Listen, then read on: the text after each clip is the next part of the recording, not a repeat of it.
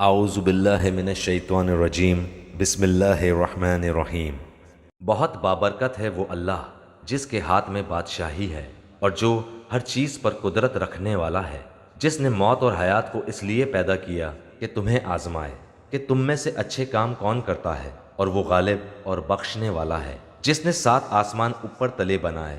تو اے دیکھنے والے، اللہ رحمان کی پیدائش میں کوئی بے ضابطگی نہ دیکھے گا۔ دوبارہ نظریں ڈال کر دیکھ لے، کیا کوئی شگاف بھی نظر آ رہا ہے؟ پھر دوہرا کر 2 بار دیکھ لے، تیری نگاہ تیری طرف ذلیل و عاجز ہو کر تھکی ہوئی لوٹ آئے گی۔ بے شک ہم نے آسمان دنیا کو چراغوں یعنی ستاروں سے آراستہ کیا اور انہیں شیطانوں کو مارنے کا ذریعہ بنا دیا، اور شیطانوں کے لیے ہم نے دوزخ میں جلانے والا عذاب تیار کر دیا، اور اپنے رب کے ساتھ کفر کرنے والوں کے لیے جہنم کا عذاب ہے، اور وہ کیا ہی بری جگہ ہے۔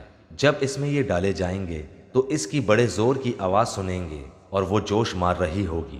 قریب ہے کہ ابھی غصے کے مارے پھٹ جائے۔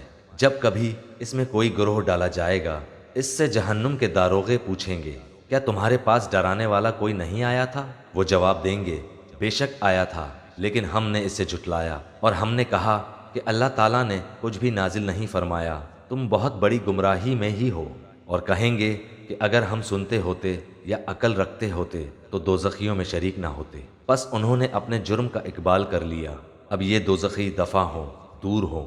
بے شک جو لوگ اپنے پروردگار سے غائبانہ طور پر ڈرتے رہتے ہیں، ان کے لیے بخشش ہے اور بڑا ثواب ہے۔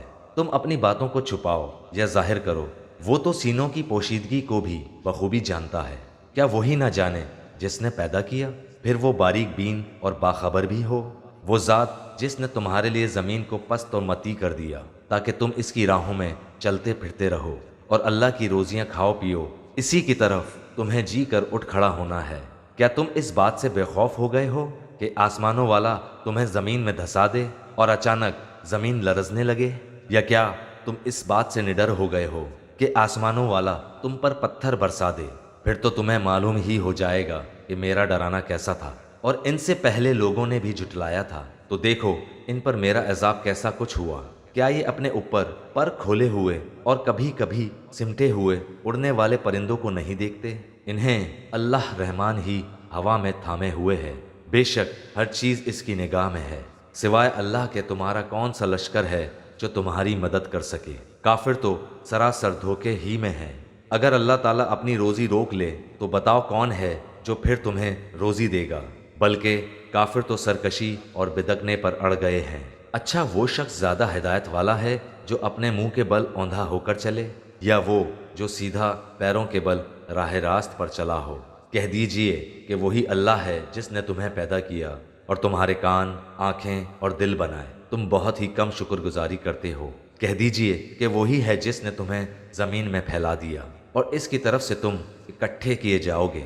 کافر پوچھتے ہیں کہ وہ وعدہ کب ظاہر ہوگا؟ اگر تم سچے ہو تو بتاؤ۔ آپ کہہ دیجئے کہ اس کا علم تو صرف اللہ ہی کو ہے، میں تو صرف کھلے طور پر آگاہ کر دینے والا ہوں۔ جب یہ لوگ اس وعدے کو قریب تر پالیں گے، اس وقت ان کافروں کے چہرے بگڑ جائیں گے اور کہہ دیا جائے گا کہ یہی ہے جسے تم طلب کیا کرتے تھے۔ آپ کہہ دیجئے، اچھا اگر مجھے اور میرے ساتھیوں کو اللہ ہلاک کر دے یا ہم پر رحم کرے، بہر صورت یہ تو بتاؤ کہ کافروں کو دردناک عذاب سے کون بچائے گا؟